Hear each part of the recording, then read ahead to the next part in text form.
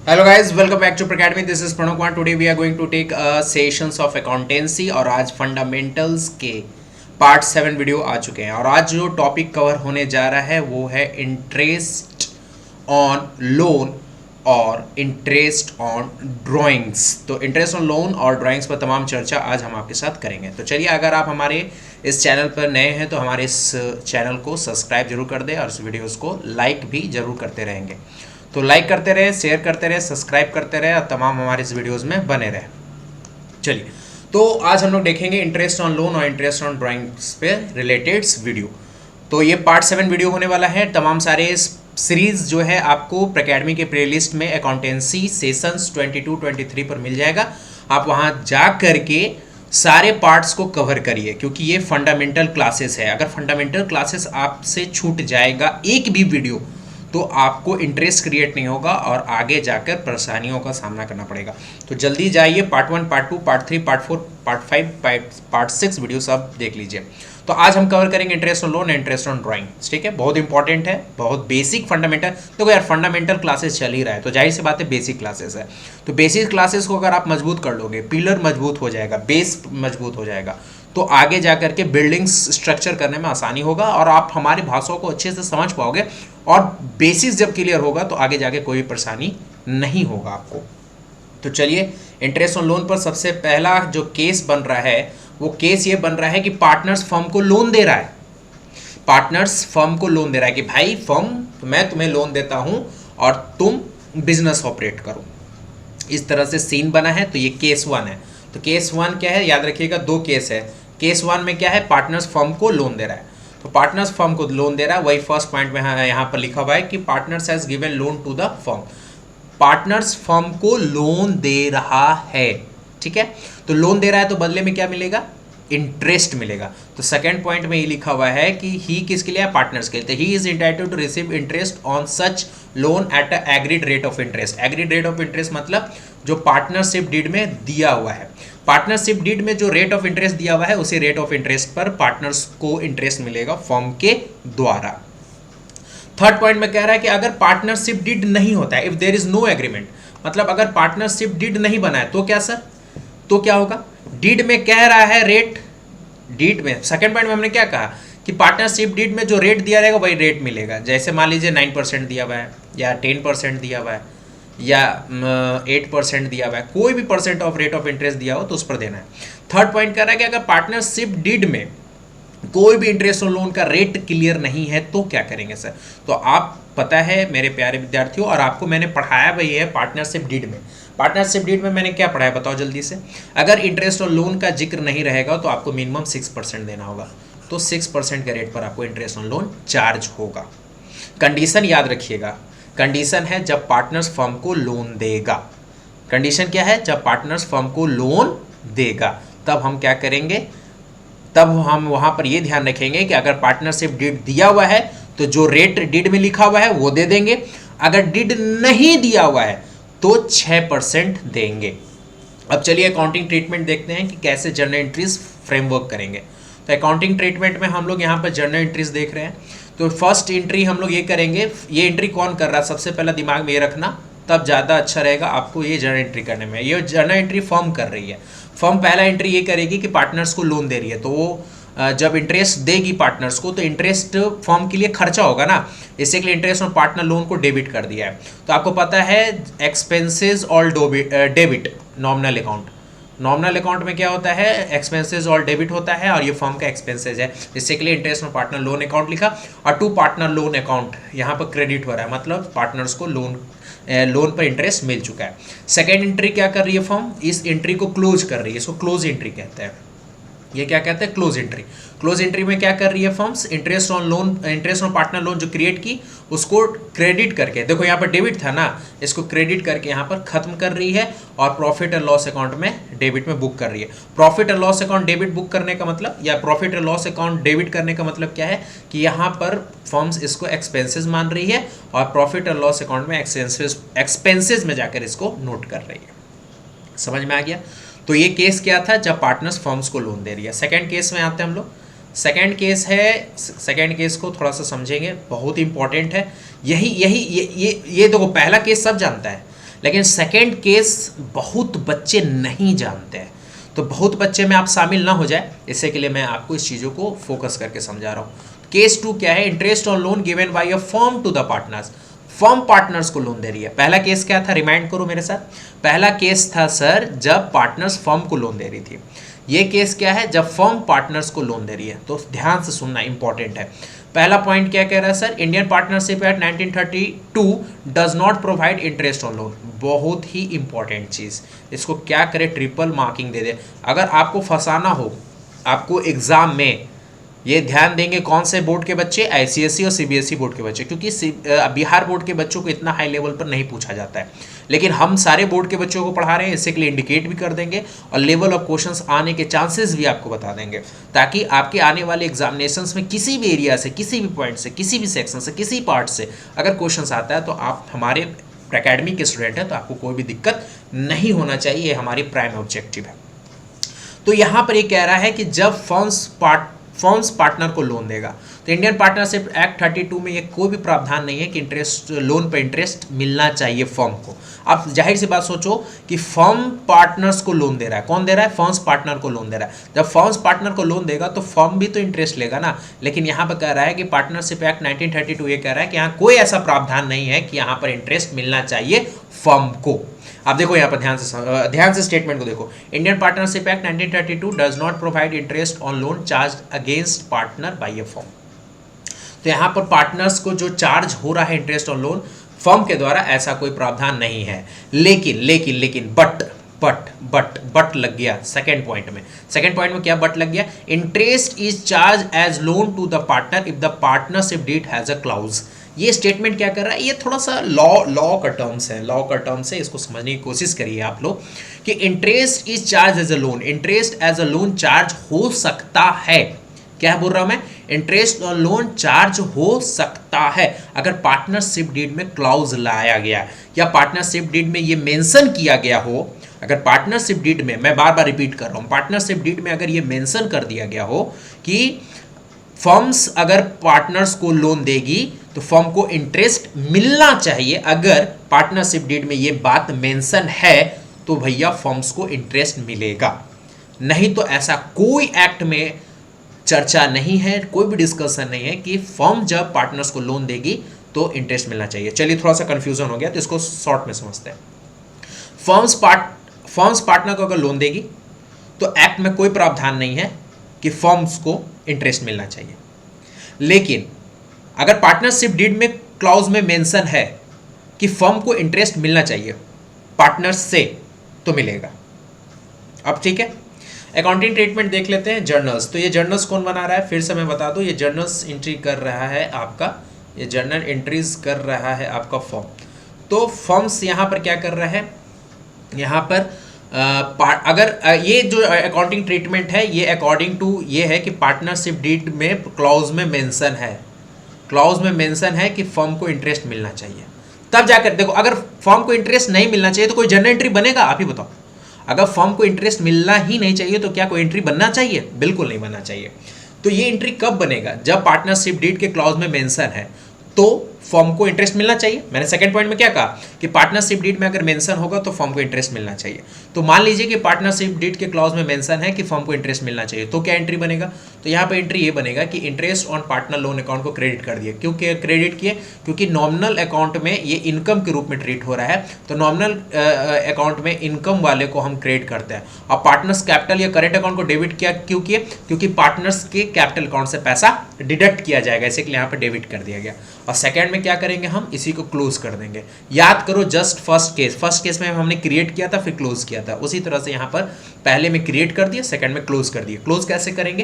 तो interest on partners loan account को यहाँ क्रेडिट किया तो क्लोज करने के लिए रिवर्स एंट्री में डेबिट कर देंगे। आपको पता है कि जो अकाउंट हम लोग खोलते हैं उसको बंद करने का तरीका क्या होता है? अगर वो डेबिट हुआ है तो क्रेडिट कर देंगे, या क्रेडिट हुआ है तो डेबिट कर देंगे। तो interest on partner loan account को यहाँ डेबिट कर देंगे, क्लोज हो जाएगा। और नीचे मेंशन करेंगे to profit and loss account. Profit and loss account is a nominal account, profit and loss account is a nominal account. और नॉमिनल अकाउंट में जब भी कोई इनकम्स की बातें होती है तो क्रेडिट होता है, आपको पता है। तो ये प्रॉफिट एंड लॉस अकाउंट ये बताता है कि फर्म्स को यहाँ पर प्रॉफिट हुआ है। फर्म्स को प्रॉफिट कैसे हुआ आप समझ ही रहे हो, क्योंकि फर्म्स को क्या मिल रहा है? इंटरेस्ट मिल रहा है। किससे मिल रहा है?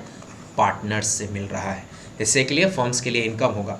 तो याद रखिएगा ये जर्नल एंट्री तब होगा जब फर्म को इंटरेस्ट मिल रहा होगा। जब फर्म को इंटरेस्ट यहाँ पर मिलेगा कब, जब पार्टनरशिप डीड के क्लॉज में मेंशन होगा तो। नहीं तो जनरल केस में फर्म्स को कोई भी इंटरेस्ट नहीं मिलता है पार्टनर्स के द्वारा। ये आपके इंडियन पार्टनरशिप एक्ट 1932 के एक्ट में है। तो ये आपके इंटरेस्ट ऑन लोन का 2 केस था। पहला केस क्या था, पार्टनर्स फर्म्स को लोन दे रही थी, उसके अकाउंटिंग ट्रीटमेंट हम लोग देखें। और सेकंड में जो कि बहुत इंपॉर्टेंट है, जो कंफ्यूजिंग है, जो बहुत बच्चों को नहीं पता है, वो सेकंड पॉइंट क्या है कि जब फर्म्स पार्टनर्स को लोन दे रही है, तो फर्म्स पार्टनर को लोन देगी तो जनरल केस क्या है कि फर्म्स को कोई भी इंटरेस्ट नहीं मिलेगा। लेकिन अगर पार्टनरशिप डीड के क्लॉज में मेंशन्ड है कि फर्म्स को इंटरेस्ट मिलना चाहिए पार्टनर से, तो मिलेगा, तब जाकर ये आपका जर्नल एंट्री क्रिएट होगा। ध्यान रखिएगा इस बातों को। अब आते हैं नेक्स्ट टॉपिक पर। तो पहला टॉपिक क्या था, इंटरेस्ट ऑन लोन पर, वो हमने कवर कर लिया। अब हम लोग करेंगे इंटरेस्ट ऑन ड्राइंग। बहुत ही मजेदार है और बहुत ही इंपॉर्टेंट है, क्योंकि इंटरेस्ट ऑन ड्राइंग से क्वेश्चंस आते हैं और आपके बोर्ड के एग्जामिनेशन मार्च में होंगे, तो कॉम्प्रिहेंसिवली क्वेश्चंस यहाँ से उठता है। 1-2 मार्क्स के क्वेश्चंस या 3 मार्क्स के क्वेश्चंस यहाँ से आने के चांसेस होते हैं, गारंटी नहीं दे सकते। लेकिन इंटरेस्ट ऑन ड्राइंग के कैलकुलेशन में भी आपके कहीं ना कहीं क्वेश्चंस में जरूर रहता है, जैसे कि इस चीज़ों को समझेंगे।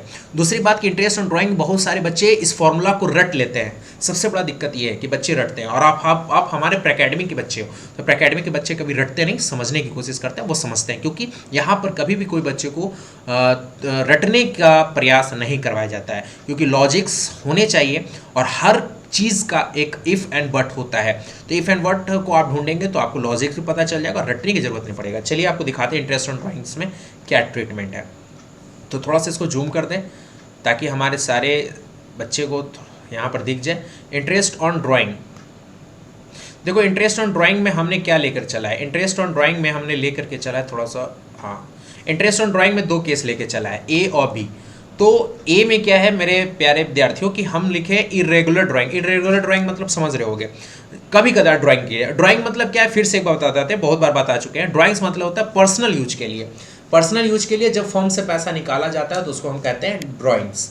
तो जब आप इरेगुलर ड्राइंग्स कर रहे हो, इरेगुलर ड्राइंग्स मतलब आप बिजनेस में हो, बैठे हुए हो, पार्टनर्स हो, मैं पार्टनर्स हूँ, बिजनेस फर्म्स में बैठा हुआ, हम इरेगुलरली कभी जाकर के पैसा उठा लिए फर्म से, फिर कभी कदार काम आया तो फिर अपने पर्सनल यूज के लिए पैसा उठा लिए, इसको कहेंगे इरेगुलर ड्राइंग्स। रेगुलर ड्राइंग्स मतलब होता है कि हम हर वक्त उस पीरियड में, उस टाइम पीरियड में पैसा निकाल रहे हैं। जैसे हर साल के पहले मंथ में हम पैसा निकाल रहे हैं, या हर साल के क्वार्टरली में पैसा निकाल रहे हैं, या हर साल के क्वार्टरली हाफ ईयरली में पैसा निकाल रहे हैं, तो वो हो गया रेगुलर ड्राइंग्स। तो चलिए इरेगुलर ड्राइंग्स को समझेंगे तब रेगुलर ड्राइंग्स की ओर मूव ऑन करेंगे। इरेगुलर ड्राइंग्स में सबसे पहला जो ड्राइंग्स होता है वो सिंपल मेथड के नाम से हम जानते हैं। सिंपल मेथड बहुत ही सिंपल है, जाहिर सी बात है, सिंपल लिखें तो सिंपल ही है। यहाँ पर आप इंटरेस्ट कैसे निकालोगे, ये इंटरेस्ट निकालने का फॉर्मूला है, इंटरेस्ट निकालने का फॉर्मूला है। तो इंटरेस्ट यहाँ पर कैसे निकाला जाएगा, तो अमाउंट ऑफ ड्राइंग्स, जितना आप ड्रॉ किए हो वो अमाउंट लिख दो, इनटू रेट, जो भी रेट रहे, 9% रहे, 6% रहे, फर्दर जो भी रेट रहे वो रेट लिख दो, और कितने मंथ के लिए ड्रॉ किए वो मंथ लिख दो, तो आपको इंटरेस्ट यहाँ पर पता चल जाएगा। ये बहुत सिंपल सा है, इसमें ज़्यादा फोकस करने की जरूरत नहीं है। प्रोडक्ट मेथड थोड़ा सा समझ लीजिए। प्रोडक्ट मेथड से क्वेश्चंस आपके जब यूनिट टेस्ट होगा आपके एग्जाम स्कूल में, तो यहाँ पर प्रोडक्ट मेथड से क्वेश्चंस आता है, तो आपको अभी शॉर्ट टर्म पीरियड के लिए बहुत फायदेमंद साबित होगा। इससे के लिए आइए प्रोडक्ट मेथड को, चीज़ों को समझेंगे। तो प्रोडक्ट मेथड में क्या है, थोड़ा सा इसको देखते हैं। प्रोडक्ट मेथड, तो प्रोडक्ट मेथड का थोड़ा सा फॉर्मूला समझने की कोशिश करिएगा। प्रोडक्ट मेथड क्या है, प्रोडक्ट मेथड में आप क्या करिएगा, फॉर्मूला समझो। क्वेश्चंस यहाँ पर एक डेमो के रूप में क्वेश्चंस लाए हुए हैं, तो सॉल्यूशंस लाए हुए हैं, तो उससे समझ में आ जाएगा। प्रोडक्ट मेथड में आपको क्या करना है, टोटल प्रोडक्ट याद रखना है, कौन सा, total product into rate into 1/12।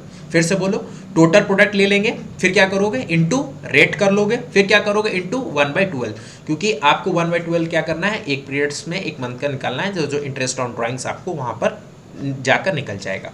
जैसे फॉर कैलकुलेशंस एंड एग्जांपल के मेथड्स पर ले लें, तो ये प्रोडक्ट मेथड का एक एग्जांपल है। मान लीजिए आपने मल्टीपल्स ड्राइंग्स किया है और आपको इंटरेस्ट ऑन ड्राइंग 1 मंथ का कैलकुलेट करना है, आपने मल्टीपल ड्राइंग्स किए हैं जाकर के, तो प्रोडक्ट मेथड से करना है। तो आपने कब कब क्या ड्राइंग्स किया है, तो मान लो मई 1 में आपने 20,000 निकाला, जुलाई 31 में आपने 10,000 निकाला, सितंबर 30 में 30,000 निकाला, नवंबर 30 में आप 40,000 निकाले, जनवरी 1 में 20,000 निकाले, मार्च 31 में 25,000 निकाले। तो ये आप लिख लेंगे, ये क्वेश्चंस में दिया रहेगा। फिर आपको पीरियड काउंट करना है, तो आपका पीरियड जो एंड हो रहा है वो 31 मार्च को एंड हो रहा है। आपने पैसा कब निकाला? 1 मई को, और आपका अकाउंटिंग ईयर एंड कब हो रहा है? 31 मार्च। तो 1 मई से आप 31 मार्च कैलकुलेट करो, तो मई, अप्रैल, जून, जुलाई, अगस्त, सितंबर, अक्टूबर, नवंबर, दिसंबर, जनवरी, फरवरी, मार्च, पूरे के पूरे 11th मंथ आ गया। तो ये 11th यहाँ पर हमने लिख दिया। फिर जुलाई 31 में आपने ड्राइंग किया था, तो जुलाई 31 से लेकर के आप 31 मार्च को कैलकुलेट करोगे तो 8 मंथ आ जाएगा। सितंबर 30 से 31 मार्च कैलकुलेट करोगे तो 6 मंथ आ जाएगा। नवंबर 30 से कैलकुलेट करोगे तो 4 मंथ आ जाएगा। जनवरी 1 से करोगे तो 3 मंथ आ जाएगा। और 31 मार्च को भी ड्राइंग हुआ है तो 31 मार्च को कैलकुलेट करोगे तो 0 आ जाएगा। क्यों? क्योंकि 31 मार्च से 31 मार्च कोई दिन ही नहीं बनता है, कोई मंथ ही नहीं बनता है, तो 0। प्रोडक्ट मेथड में क्या करना है? प्रोडक्ट निकालने के लिए क्या करना है? फॉर्मूला दिया हुआ है अमाउंट इंटू पीरियड। तो अमाउंट दिया हुआ है 20,000, पीरियड है आपका 11, तो 20,000 into 11 equal to 2,20,000, 10,000 into 8 equal to 80,000, 30,000 into 6 equal to 1,80,000। ये टोटल जब हम करेंगे तो हमारा टोटल जो यहाँ पर आ जाएगा, टोटल प्रोडक्ट आ जाएगा 7 लाख, और टोटल अमाउंट ऑफ ड्राइंग्स आ जाएगा 1,45,000। लेकिन फॉर्मूला पर चलो, फॉर्मूला समझो। फॉर्मूला पे हमने टोटल प्रोडक्ट लिखा है, इससे के लिए इस चीज़ों को इग्नोर नहीं कर सकते। हमने फॉर्मूला में क्या लिखा है? Total product. तो इससे के लिए हम टोटल प्रोडक्ट पर फोकस करेंगे, ना कि टोटल ड्राइंग्स पर फोकस करेंगे। तो हम चलिए टोटल प्रोडक्ट्स पर फोकस करते हैं। तो टोटल प्रोडक्ट्स हमारा कितना है? 7 लाख। तो 7 लाख ले लेंगे, और फिर वही रेट ऑफ इंटरेस्ट मान लीजिए 9% है, तो एग्जाम्पल के रूप में समझ ही रहे, 9% इंटू 1/12। तो 7 लाख 9% इंटू 1/12, तो आपका अमाउंट आ जा रहा है 5,250। 5,250 का आपका इंटरेस्ट ऑन ड्राइंग्स हो गया। तो ये प्रोडक्ट मेथड हो गया। ये प्रोडक्ट मेथड्स जो हमने डिस्कस किया, तो 2 मेथड डिस्कस किया, एक सिंपल किया, एक प्रोडक्ट मेथड किया। वो कौन सा? Drawings, irregular drawings. तो इरेगुलर ड्राइंग्स में 2 मेथड, सिंपल, प्रोडक्ट, इसको समझे। अब आते हैं रेगुलर ड्राइंग्स को, जो कि बहुत इंपॉर्टेंट है इंटरेस्ट ऑन ड्राइंग में। इंटरेस्ट ऑन ड्राइंग में बहुत ही इंपॉर्टेंट रोल प्ले करता है। तो चलिए देखते हैं इसको, रेगुलर ड्राइंग्स की ओर मूव ऑन करते हैं, इसको समझने की कोशिश करते हैं। तो रेगुलर ड्राइंग्स में 3 केस बनता है, एक एनुअली, क्वार्टरली और हाफ ईयरली। पहले एनुअली कैसे होगा? 1 मंथ का पीरियड होगा, 12 से मल्टीप्लाई करेंगे क्योंकि 12 महीने का मंथ होता है, तो 12 मंथ हो गया। क्वार्टरली 3 महीने का होता है। क्वार्टर कितने महीने का होता है? 3 महीने का होता है। इससे के लिए 3 मंथ कितने बार आता है? 4 बार आता है। इससे के लिए 4 equal to 12 month. Half yearly कितना होता है? हाफ मतलब 6 मंथ का होता है। कितने बार आता है? 6 एक बार आता है, 6 एक बार और आता है, तब 12 होता है। तो 6 मंथ इंटू 2 12 मंथ। अब यहाँ पर बात क्या है कि हमें पीरियड यहाँ निकालना है। क्यों? क्योंकि अमाउंट ऑफ ड्राइंग्स, देखिए यहाँ पर फॉर्मूला क्या है, यहाँ फॉर्मूलाज को समझने की कोशिश करते हैं हम लोग। चलिए आइए फोकस करते हैं चीज़ों पर। तो यहाँ पर फॉर्मूलाज को समझने की कोशिश करते हैं। फॉर्मूला क्या है? Total drawings. तो टोटल ड्राइंग्स तो आपको दिया रहेगा क्वेश्चंस में, कोई इशू नहीं है। आपको समझना क्या है, आपको इस यहाँ पर सीखना क्या, वो मैं बताता हूँ। आपको टोटल ड्राइंग्स दिया रहेगा, रेट भी दिया रहेगा। सर आपको ये पीरियड नहीं दिया रहेगा जो कि आपको निकालना होगा। क्या नहीं दिया रहेगा? पीरियड नहीं दिया रहेगा जो कि आपको निकालना है, आपको फाइंड आउट करना है। तो सर हम कैसे करेंगे? तो चलिए आगे सीखते हैं। तो ये एवरेज टाइम है। यहाँ पर आपको क्या मैंने फॉर्मूला लिखा, तो फॉर्मूला को थोड़ा सा दिमाग में रखिएगा, रटने की तो जरूरत नहीं है, एक बार आप सुन लिए तो आपको याद हो जाएगा, ये गारंटी हमारी है। फॉर्मूला क्या है? टोटल ड्राइंग्स, जाहिर सी बात है, drawings into rate into period. तो यहाँ पर क्या लगना है? ड्राइंग्स ये रखना है, इंटू रेट रखना है, इंटू एवरेज टाइम रखना है। अब एवरेज टाइम को निकालने का एक फॉर्मूला है, छोटा मोटा बहुत प्यारा सा फॉर्मूला है, इसमें ज़्यादा आपको रटने की जरूरत नहीं है। एवरेज टाइम कैसे निकलता है? Average time equal to time left after first drawing. First drawing करने के बाद कितना समय बच गया, time left after first drawing, मतलब आप जिस दिन ड्रॉ किया उसके बाद कितना दिन बच गया, plus time left after last drawing, मतलब आपका time left after first drawing, first drawing के बाद कितना समय बच गया, और लास्ट ड्राइंग जब आप किए तो वहां पर आपका कितना समय बच गया, उस चीजों को हम यहां पर देखेंगे।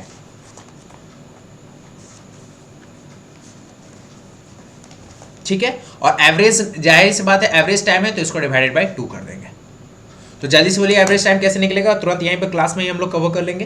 तो एवरेज ड्राइंग में सबसे पहले हम लोग क्या लेंगे, फर्स्ट ड्राइंग के बाद कितना समय बचा प्लस लास्ट ड्राइंग के बाद कितना समय बचा, वो दोनों को जोड़ देंगे डिवाइडेड बाय 2। क्यों? क्योंकि एवरेज का नियम होता है कि वो 2 से डिवाइड होता है, क्योंकि क्वांटिटी यहाँ 2 है तो 2 से डिवाइड होगा। सम ऑफ 2 डिवाइडेड बाय 2, अगर यहाँ पर 3 रहता तो सम ऑफ 3 डिवाइडेड बाय 3, एवरेज का ये रूल है, आपको पता है। तो चलिए एनुअली को समझते हैं। क्यों? क्योंकि यहाँ पर 3 केस है, annually, quarterly and half yearly. आप देख लो, है ना, एनुअली, क्वार्टरली, हाफ ईयरली। तो एनुअली को हम समझेंगे। एवरेज टाइम का बात ध्यान में रखना प्लीज़, एवरेज टाइम का फॉर्मूला दिमाग में रखना, तो आपको चीज़ें आसानी से समझ में आएगा। नहीं तो फिर यही चीज़ रटना पड़ जाता है। समझ गए तो रटोगे, नहीं समझे तो रटोगे। इससे के लिए समझने की कोशिश करो। एक बार नहीं समझ में आता है, वीडियो को 2-3 बार चला के देखो तो पक्का समझ में आ जाएगा। फिर भी ना समझ में आए तो कमेंट जरूर करना, हम इसको और आसान शब्दों में आपको जरूर समझा देंगे। तो चलिए एनुअली को कवर करते हैं। एनुअली में 3 केस है मेरे प्यारे विद्यार्थियों। कितना केस है? 3 केस है। एनुअली में एक लेते हैं हम लोग बिगिनिंग, एक लेते हैं एंड, एक लेते हैं मिडिल। क्या लेते हैं?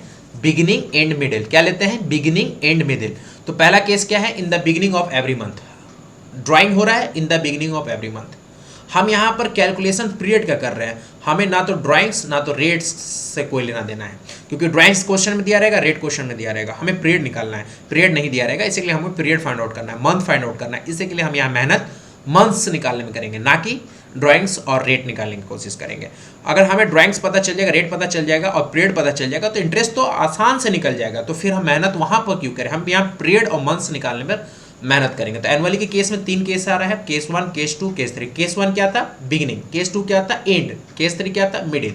तो केस 1 क्या? इन the beginning of every month. In the beginning of every month. अब यहाँ पर दम प्यार से समझना तो समझ में आएगा, नहीं तो आपको लगेगा 12 + 1/2 क्या कर दिया सर। बिल्कुल जाहिर सी बात है, अगर हम भी स्टूडेंट रहते हैं ऐसे लिखा रहता तो हमें भी नहीं समझ में आता। यहाँ पर केस क्या कर रहा है, दम ध्यान से ना, इन the beginning of every month. In the beginning of every month का मतलब क्या हो गया कि मंथ के बिगिनिंग में। तो मंथ कितने का हो गया? एक मंथ 12 बार, मतलब 1 जनवरी, 1 फरवरी, 1 मार्च, 1 अप्रैल, 1 मई, 1 जून।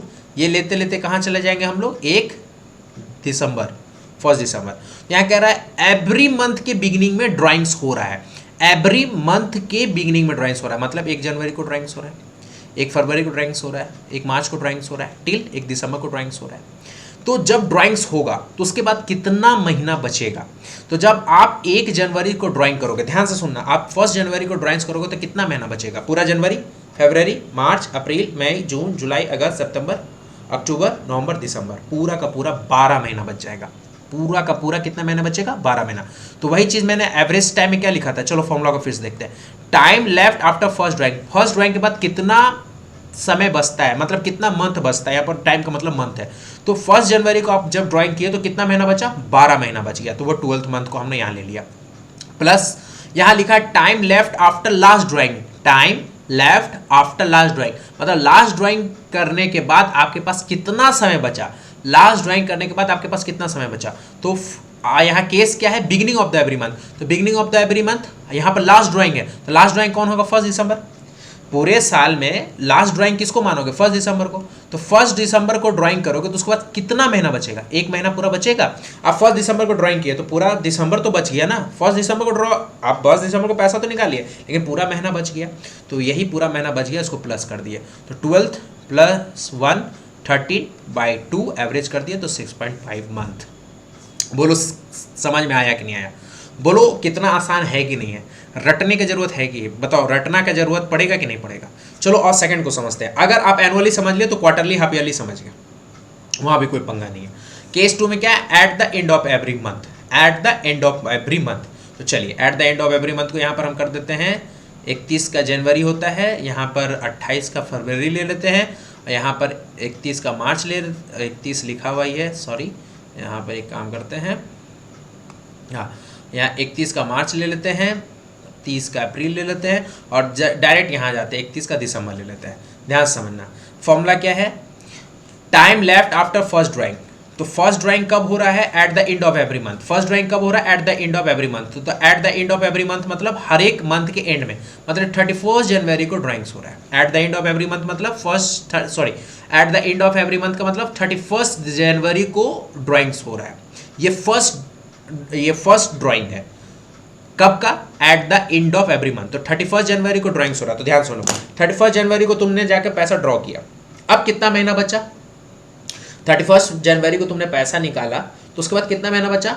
तो अब जनवरी तो खत्म हो गया क्योंकि तुमने 31 जनवरी को पैसा निकाल लिया। तो जनवरी के बाद कितना महीना बचा? फरवरी, मार्च, अप्रैल, मई, जून, जुलाई, अगस्त, सितंबर, अक्टूबर, नवंबर, दिसंबर। पूरा का पूरा 11 मंथ बच गया। कितना बचा? 11th मंथ बचा। तो 11th मंथ यहाँ पर ले लिए और सेकेंड फॉर्मूला अप्लाई करो, time left after last drawing. तो लास्ट ड्राइंग कब करोगे मेरे प्यारे प्यारे विद्यार्थी, जल्दी बताओ। 31 जनवरी को लास्ट ड्राइंग, क्योंकि last drying of every month तो 31 दिसंबर ही होगा। Last drawing at the end of every month कब होगा? 31 दिसंबर। तो 31 दिसंबर को जब जा करके आप पैसा निकालोगे तो क्या उसके बाद कोई समय बचेगा? 31 दिसंबर को जा करके आप जब पैसा ड्रॉ करोगे तो उसके बाद कोई भी दिन नहीं बचेगा, क्योंकि फिर से जनवरी जो स्टार्ट होगा वो दूसरे एनुअल ईयर में आ जाएगा। क्यों? क्योंकि हम जनवरी से दिसंबर चल रहे हैं, ध्यान से समझना बात को, हम जनवरी से दिसंबर चल रहे हैं। तो 31 दिसंबर को हम ड्रॉ कर रहे हैं पैसा, तो उसके बाद कोई भी दिन नहीं बचेगा, कोई भी पीरियड नहीं बचेगा। इसके लिए हम लोग यहाँ पर 0 ले लिए और 11 प्लस 0 मतलब 11 डिवाइडेड बाई 2 ये मतलब 5.5 मंथ। ठीक है। अब केस 3 क्या? In the middle of the every month. तो मिडिल आपका क्या कितना हो जाएगा मेरे प्यारे प्यारे प्यारे प्यारे विद्यार्थियों? तो यहाँ पर सब मिडिल आ जाएगा, हर मंथ का 15, हर मंथ का 15 15। तो हर मंथ का 15 कैलकुलेट करोगे तो यहाँ पर आपका आ जाएगा 6 मंथ। यहाँ पर आपका कितना आ जाएगा? 6 मंथ। और वैसे भी याद रखना है, ये याद रखने की बात भी नहीं है, मिडिल ऑफ एवरी मंथ जो होता है महीना का मध्य भाग, हिंदी बिहार बोर्ड के बच्चे होंगे तो यहाँ समझने की कोशिश करेंगे, महीना का मध्य भाग, मिडिल तो मिडिल 6 मंथ। मिडिल क्या होता है? 12 डिवाइडेड बाई 2, तो एवरेज मिल जाएगा, मिडिल मिल जाएगा 6 मंथ। तो यहीं जा करके आपका एक फॉर्मूला बन जाता है, beginning of every month 6.5 month, and of every month 5.5 month, middle of the every month 6 month. ये बच्चे रटते हैं, मुझे ताजुब होता है क्यों रटते हैं। तो यहाँ पर सर इस चीज़ों को कैलकुलेट करने के लिए हमें कौन से पॉइंट पर फोकस करना होगा? एवरेज टाइम, बस एवरेज टाइम पे। और ये कॉन्सेप्ट पर कि एनुअली 1 मंथ का होता है, क्वार्टरली 3 मंथ का होता है, हाफ ईयरली 6 मंथ का होता है। Annually 1 month, quarterly 3 month, half yearly 6 month, इस पर फोकस करने की जरूरत है। और एवरेज टाइम की इस फॉर्मूला को फोकस करने की जरूरत है, बाकी कुछ करने की जरूरत नहीं है। फिर आपका सारा कैलकुलेशन होते चला जाएगा और एनुअली हो चाहे हाफ ईयरली हो चाहे क्वार्टरली हो सब क्लियर हो जाएगा। चलिए क्वार्टरली देख लेते हैं एक बार। क्वार्टरली 3 मंथ का 4 बार आएगा 12 मंथ। तो यहाँ पर भी बिगिनिंग है, 3 केस बनेगा, फिर बनेगा बिगिनिंग, एंड और मिडिल। तो यहाँ बिगिनिंग एंड मिडिल बनेगा तो यहाँ पर क्या होगा? जैसे ही बिगिनिंग होगा मतलब एक क्वार्टर का, जैसे क्वार्टर कैसे बनता है, जैसे जनवरी, फरवरी, मार्च, अप्रैल, मई, जून, जुलाई, अगस्त, सितंबर, अक्टूबर, नवंबर, दिसंबर, 1 2 3 4 बन गया। अब आप इन द बिगिनिंग ऑफ क्वार्टर निकाले, मतलब आप 1 जनवरी को आपने पैसा निकाला। तो 1 जनवरी को जब पैसा निकाला तो फर्स्ट ड्राइंग के बाद कितना महीना बचा? 12 मंथ बचा कि नहीं बचा? और लास्ट ड्राइंग तो लास्ट ड्राइंग आपका कब होगा? अब quarter, last drying of quarter, beginning of the quarter, last. ध्यान से मेरी बातों को समझना। पहला क्या था, मतलब ये 12 मंथ कहाँ से आया? First drawing of the beginning of the quarter. तो first drawing at the beginning of the quarter तो 1 जनवरी हो गया। बिगिनिंग ऑफ द क्वार्टर का बिगिनिंग कब होगा? जनवरी वाला से होगा। तो फर्स्ट ड्राइंग होगा 1 जनवरी। 1 जनवरी के बाद कितना महीना बच गया? 12 मंथ। अब ये जो फॉर्मूला है, ये फॉर्मूला जो time left after last drawing, तो time left after last drawing, तो क्वार्टरली का बिगिनिंग ऑफ द क्वार्टर का लास्ट ड्राइंग कौन होगा? ये होगा आपका अक्टूबर, 1 अक्टूबर होगा। तो 1 अक्टूबर आपका क्या हो गया? Last drawing, beginning of the quarter, last drawing, मतलब ये लास्ट ड्राइंग है लास्ट, लेकिन बिगिनिंग ऑफ द क्वार्टर है। तो 1 अक्टूबर को आपका क्या हो जाएगा? Last drawing, beginning of the quarter. तो 1 अक्टूबर को आपने जब पैसा ड्राइंग्स करोगे तो उसके बाद कितना महीना बचेगा? 3 मंथ बचेगा। तो वो आप ऐड कर लिया, 12 + 3 15 डिवाइडेड बाई 2 7.5। फिर से एक बार, बिगिनिंग ऑफ द क्वार्टर, पहले समझो बिगिनिंग ऑफ द क्वार्टर कौन है। तो बिगिनिंग ऑफ द क्वार्टर जनवरी है, ठीक है। ऑफ द क्वार्टर किसी का बिगिनिंग क्या है? तो यहाँ जनवरी है, यहाँ पर इसका बिगिनिंग है अप्रैल, यहाँ पर बिगिनिंग जुलाई है, यहाँ पर बिगिनिंग अक्टूबर है। लेकिन फर्स्ट ड्राइंग कब माना जाएगा क्वार्टर का? फर्स्ट ड्राइंग ऑफ क्वार्टर का कब माना जाएगा? जनवरी को। और last drawing at the beginning of the quarter किसको माना जाएगा? अक्टूबर को। Last drawing in the beginning of the quarter अक्टूबर को। तो 1 जनवरी को जो ड्राइंग्स हो रहा है उसके बाद 12 मंथ बचा, ठीक है। और last drawing in the beginning of the quarter वो हुआ अक्टूबर, तो अक्टूबर के बाद 3 महीना बचा, वो 3 ले लिया। एट द एंड, चलिए एंड को समझते हैं। एंड में जब हमारा हुआ ड्राइंग्स, तो एंड में ड्राइंग्स हुआ तो क्या हुआ? तो जब हमारा एंड्स ऑफ द क्वार्टर्स में ड्राइंग हुआ, तो यहाँ पर हमारा जो एंड्स हुआ, and of the quarter, quarter का एंड में हमारा जो ड्राइंग्स हुआ, तो क्वार्टर्स के एंड में जो ड्राइंग्स हुआ ये आपका कब हुआ, 1 मार्च। क्वार्टर्स का जो एंड हुआ, ये क्वार्टर्स है, इसका एंड ड्राइंग्स हुआ, तो एंड ड्राइंग्स कब हुआ, मार्च को। तो उसके बाद कितना महीना बच गया, 9 मंथ बच गया। लेकिन last drawings of the quarters हो गया, तो ये दिसंबर हुआ। Last drawing of the quarter हो गया, एंड ऑफ द क्वार्टर हो गया। अरे and of the quarter, and of the quarter, quarter मतलब ये 2-3 महीना का पीरियड बना हुआ है, एंड ऑफ द क्वार्टर। तो ये वाले जनवरी फरवरी मार्च में एंड ऑफ द क्वार्टर कौन होगा, मार्च। और अक्टूबर नवंबर दिसंबर में एंड ऑफ द क्वार्टर कौन होगा, दिसंबर। तो 31 मार्च को अगर आप ड्राइंग्स कर रहे हो तो उसके बाद कितना महीना बच रहा है, 9 मंथ। वो 9th मंथ यहाँ ले लिए। लेकिन last drawing of the end of the quarter कर रहे हो तो वो आ रहा है 31 दिसंबर। 31 दिसंबर को ड्राइंग कर रहे हो तो आपके पास कितना महीना बच रहा है, 0। इसलिए 9 + 0, 9/2, 4.5। और क्वार्टर का यहाँ पर जो क्वार्टर का मिडिल होगा, तो पूरे क्वार्टर का जो मिडिल होगा वो 12/2 मतलब 6 मंथ ही होगा। क्योंकि क्वार्टर्स भी लेंगे तो ये तो जनवरी फरवरी मार्च अप्रैल मई जून जुलाई अगस्त सितंबर अक्टूबर नवंबर दिसंबर है, तो ये सेपरेटेड 1 2 3 4। लेकिन ये तो है तो पूरे 12 मंथ का सीरीज, इसका मिडिल लेंगे तो 12/2 6 ही आएगा। अब आइए हाफ ईयरली होता है 6 महीने का, हाफ ईयरली होता है 6 महीने का। तो जो ट्रीटमेंट आप 12th मंथ का कर रहे थे वो 6 मंथ में आप ट्रीटमेंट कर लोगे, तो ये आपका हाफ ईयरली केस भी हो जाएगा। आप याद करो कैसे आप ट्रीटमेंट कर रहे थे 12th मंथ वाले को। तो 12th मंथ वाले को क्या कर रहे थे, बिगिनिंग में 12 + 1/2 कर रहे थे, यहाँ पर 6 + 1/2 कर दोगे, 7/2 3.5। बस यहाँ पर यही ध्यान रखना कि 12th मंथ में जैसे ट्रीटमेंट कर रहे थे वैसे 6 मंथ वाला का ट्रीटमेंट कर दोगे तो सेम चीज़ आ जाएगा। 12th मंथ में हाँ आप एंड वाला को कैसे ट्रीट कर रहे थे, तो वहाँ पर आप ट्रीट कर रहे थे 11th + 0/2। यहाँ पर 11 की जगह पर क्या आ जाएगा, 5, ठीक है। क्योंकि 12 की जगह पर 6 आ गया तो 11 की जगह पर यहाँ पर 5.5 मत ले लेना, यहाँ 5 आएगा, ठीक है। हाफ ईयरली, तो हाफ ईयरली 5 + 0 5/2 2.5। और यहाँ पर मिडिल क्या होगा, तो मिडिल सीधा सा बात है 6 मंथ का पीरियड है। तो ये वहाँ पर आप क्या कर रहे थे, एनुअली में आप मिडिल वाला को क्या कर रहे थे, 12/2। एनुअली में आप मिडिल वाला को क्या कर रहे थे, 12/2। तो यहाँ पर करोगे क्योंकि 6 मंथ का पीरियड है तो 6/2 3। तो यहाँ पर 3.5 बिगनिंग का, एंड का 2.5 और मिडिल का 3 मंथ। अब बच्चे ये मतलब ये रिजिड हो जाएंगे कि नहीं सर आप एवरेज टाइम से समझाओ, हमको ये मत समझाओ कि 12th मंथ में जो कर रहे थे वो 6 मंथ में उसको एप्लीकेबल करके कर दो।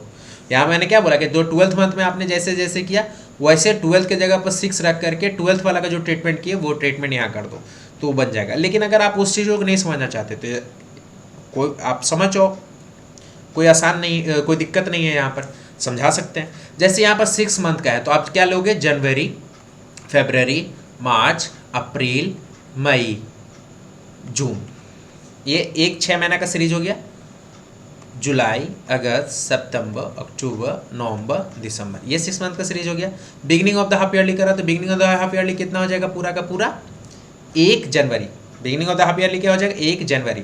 1 जनवरी के बाद आपके पास कितना समय बच रहा है, 6 समय बच रहा है, मतलब 6 मंथ आपका समय बच रहा है कि नहीं बच रहा है, जल्दी बताओ। ये लॉट तो ठीक है, ये लॉट तो बुक हो गया कि मतलब मतलब 6 मंथ के पहले हाफ ईयरली में पैसा निकल गया तो 1 जनवरी को निकल गया, तो बाकी बचा 6 महीना प्लस। अब यहाँ पर क्या है कि आपके पास यहाँ पर लास्ट ड्राइंग ऑफ द क्या है इसको कह रहे हैं, लास्ट ड्राइंग जो आप करोगे of the half yearly case में, तो लास्ट ड्राइंग आपका कहाँ पर चला जाएगा, last drawing of the half yearly कहाँ चला जाएगा आपका, जल्दी बताओ। जैसे वहाँ पर क्या था दिसंबर, तो यहाँ पर आपका कहाँ पर आ जाएगा 1 दिसंबर। यहाँ पर क्या आ जाएगा 1 दिसंबर। यहाँ 1 जनवरी आ गया, देखो बिगिनिंग ऑफ हाफ ईयरली, तो beginning of half yearly beginning of half yearly of first drawing. एक मिनट चलो, एवरेज टाइम का पीरियड निकालो, time left after first drawing last drawing, ये याद रखो, फर्स्ट ड्राइंग लास्ट ड्राइंग। अब आ जाओ चलो, first drawing of beginning of half yearly. तो फर्स्ट ड्राइंग कब होगा, 1 जनवरी को होगा, इन the beginning of half yearly. और लास्ट ड्राइंग कब होगा? इन the beginning of half yearly, 1 दिसंबर। तो 1 जनवरी के बाद आपके पास कितने महीना बचा? 6। और last drawing in the beginning of half yearly कब हुआ? 1 दिसंबर। कितना महीना बचा? 1। 6 + 1 7। एंड ले लोगे तो एंड ले लोगे तो क्या हो जाएगा? जब आप एंड ले लोगे तो क्या हो जाएगा? देखो यहां पर जब आप and of the half yearly ले लोगे तो 12th वाले केस में आप एंड को ले रहे थे तो कब हो रहा था आपका? 31st। आपका कब हो रहा था? 31 जनवरी। तो आपका एंड ऑफ हाफ ईयरली, तो end of the half yearly कब होगा? 31st। यहाँ पे देखो 31 जनवरी। End of the half yearly कब होगा? 31 जनवरी। उसके बाद कितना महीना बचेगा? 5 मंथ बचेगा। ठीक है। ऑफ अरे भैया एंड ऑफ हाफ ईयरली, तो first drawing at the end of half yearly, तो first drawing at the end of half yearly कब होगा? 31 जनवरी फर्स्ट ड्राइंग। और plus last drawing at the end of the half yearly कब होगा? Last drawing कब होगा? वो होगा 31 दिसंबर। उसके बाद कोई महीना नहीं बचेगा। 5 + 0/2 5/2 2.5। तो यहां पर first drawing at the beginning of half yearly कब हो रहा है? 1 जनवरी। और last drawing at the last drawing कब हो रहा है? At in the beginning of half yearly, तो वो हो रहा है 1 दिसंबर। तो 1 जनवरी के बाद कितना महीना? 6 महीना। 1 दिसंबर के बाद कितना? 1 महीना। 6 + 1। Half year at the end of half yearly में क्या हो रहा है? तो at the end of half yearly, तो first drawing at the end of half yearly कब हो रहा है? 31 जनवरी। बच रहा है कितना? 5 महीना। और last drawing at the end of half yearly, तो last drawing at the end of half yearly आ रहा है 31 दिसंबर। उसके बाद कोई महीना नहीं बच रहा है। 5 + 0 5/2 2.5। और मिडिल, तो मिडिल क्या है भैया? तो हाफ ईयरली केस है तो 6, उसका मिडिल क्या होगा? 6/2 3। खत्म हो गया कहानी। तो आप ऐसे समझो चाहे वैसे समझो, समझ जाओ, क्योंकि आप हमारे प्यारे बच्चे हो। तो रटना नहीं है, चाहे प्यार इसको चीज़ों को अच्छे से समझना है। फिर भी नहीं समझ में आया तो कमेंट जरूर करना है। हम नेक्स्ट सेशंस में आपको इस चीज़ों को भी और आसानी से समझा देंगे। नहीं तो मुझे पूरा विश्वास है कि 1-2 बार और वीडियोस देखोगे, थोड़ा सा कंसंट्रेट करोगे, समझने की कोशिश करो। अब ऐसा नहीं, इम्पेशेंस मत होना कि एक बार में नहीं समझ में आया, नहीं समझ में आया, नहीं। 1-2 बार वीडियोस को सुनो, थोड़ा सा रियलाइज करो, तुरंत समझ में आ जाएगा। और ये जो समझ में आ जाएगा भेजा में घुस जाएगा, इरेज नहीं होगा, ये गारंटी है। तो चलिए, तो आपसे लेता हूँ अलविदा मेरे प्यारे विद्यार्थियों। आप इसी तरह से प्रीकेडमी को सपोर्ट करते रहिए। हमारे इस वीडियोस को लाइक जरूर कर दीजिएगा, शेयर जरूर कर दीजिएगा अपने दोस्तों के बीच में, और सब्सक्राइब जरूर कर दीजिएगा। इससे हमें मिलता है मोटिवेशंस। और अगर आपको कोई भी डाउट्स रहे तो आप कमेंट जरूर कर दीजिएगा। और प्रीकेडमी के टेलीग्राम चैनल बन चुके हैं, तो टेलीग्राम चैनल पर बहुत सारे बच्चे जुड़ रहे हैं। तो प्रीकेडमी क्लास 12 के नाम से प्रीकेडमी चैनल का डिस्क्रिप्शन बॉक्स में लिंक दिया रहेगा। लिंक्स पर जाकर के आप हमारे ग्रुप में शामिल हो जाए। वहाँ पर तमाम PDF नोट्स और वीडियोस आपको अवेलेबल होते रहेगा। कोई भी क्वेरीज हो, कोई भी कमेंट्स हो तो आप हमें कमेंट जरूर करिएगा, और सजेशंस भी जरूर दीजिएगा कि आपको कोई दिक्कत है तो आप हमें ज़रूर बताएं, ताकि हम नेक्स्ट वीडियो में और आपके लिए और भी बेहतरीन कुछ कर सकें। तो bye bye, tata, love you, take care. मिलते हैं नेक्स्ट वीडियो में। Till then thank you so much for watching my video. Bye bye, love you, take care, good night, bye bye.